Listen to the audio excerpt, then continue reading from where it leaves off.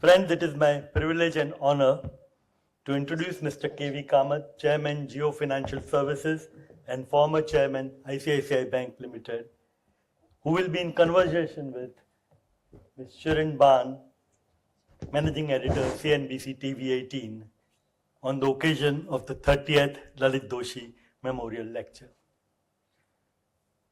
I would first like to say a few words about the dynamic and versatile Ms. Shirin Ban,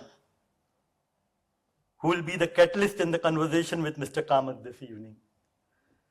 Shirin, daughter of an Air Force pilot, did her schooling in Kendriya Vidyalaya in Kashmir. She graduated from St. Stephen's College, Delhi, with a degree in philosophy and master's in communication from the University of Pune. After initial work experience as a news researcher, Shirin joined CNBC TV 18 24 years ago. Over the years, she has anchored and edited many successful shows and has been responsible for breaking a range of news stories that have redefined the Indian economic landscape. Besides interviewing many finance ministers, many cabinet ministers, she has interviewed legendary names in business and politics, both domestic and global, like Warren Buffett, Bill Gates, Satya Nadella, Benazir Bhutto, Indira Nooyi, Sheryl Sandberg, and many others.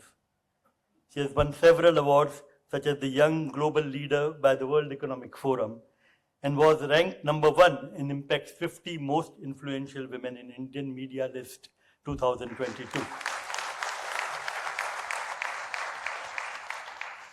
To sum it up, she has successfully built a niche category in business news and is one of the most admired and loved news and TV anchors today.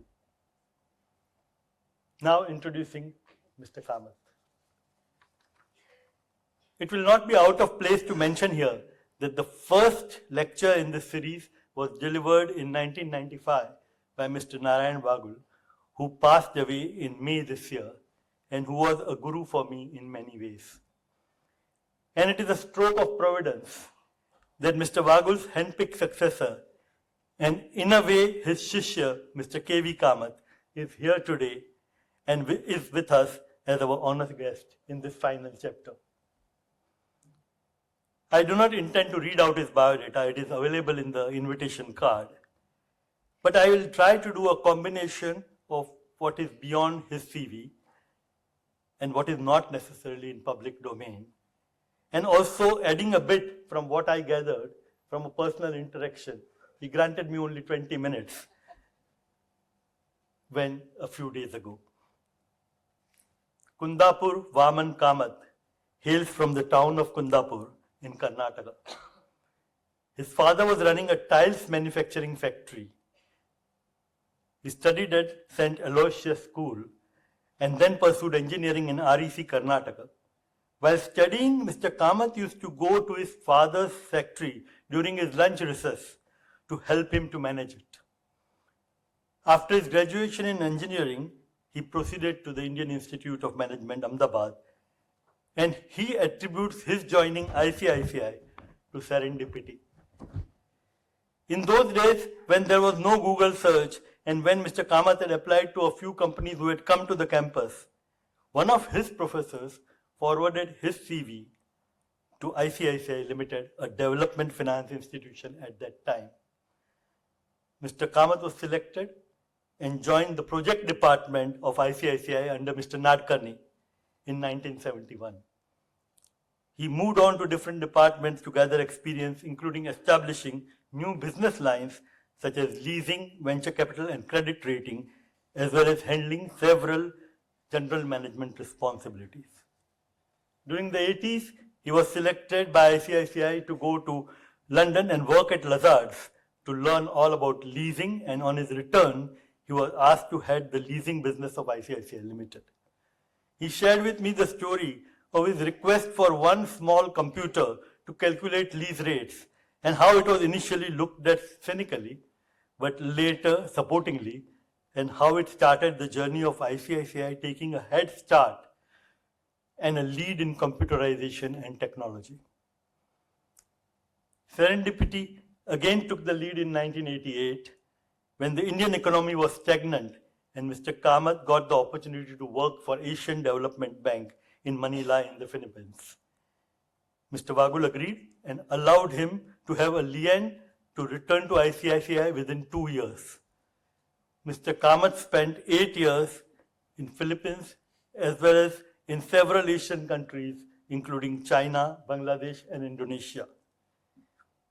Mr. Vagul then approached Mr. Kamath to discuss a succession plan and invited him to initially join the board of ICICI and then take over as CEO to succeed Mr. Vagul.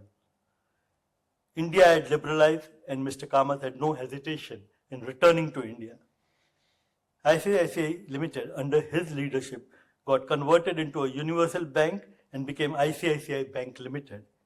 As one of his colleagues once said, Mr. Kamath made big moves and not incremental ones. During his leadership, the assets of ICICI Bank rose from 21,000 crore to 380,000 crores. KV Kamath's innovative ideas, right from technology adoption and universal banking to ATM services, have revolutionized the banking industry in India. When he received the Economic Times Award as the Business Leader of the Year in 2009, they commented on his ability to identify the changing trends way ahead of others. Economic Times emphasized that the group under his leadership mastered the art of bringing new lines of business from the drawing board to the market in just 90 days. Finally, and most significantly, Economic Times underlined his ability as a dream merchant to sell ICICI and the Indian story to raise capital in a manner that was audacious in both timing and size. In 2008, he received the Padma Bhushan for his contribution to the growth of the banking sector. And in 2015, after considering his vast experience and capabilities, he was elected for a term of 5 years to become the first president of BRICS Bank, comprising Brazil, Russia, India, China, and South Africa, named as the New Development Bank. Kundapur Vaman Kamath, reminding me of the mythological story of the Dashaavatar. Vaman of Kundapur had now taken a giant and virat step to reach the pinnacle of his career. I'm sure all of us can look forward to an interesting and thought-provoking conversation between Mr. Kamath and the formidable Ms. Shirin Ban on India at 75 and at 100, the journey ahead. Thank you.